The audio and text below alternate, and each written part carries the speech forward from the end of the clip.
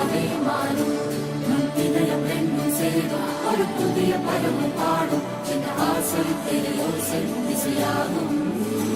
இந்த திருமண கொண்டாட்டம் நம் குடும்ப ஆர்ப்பாட்டம். என் உலகத்தையும் உலகத்தையும்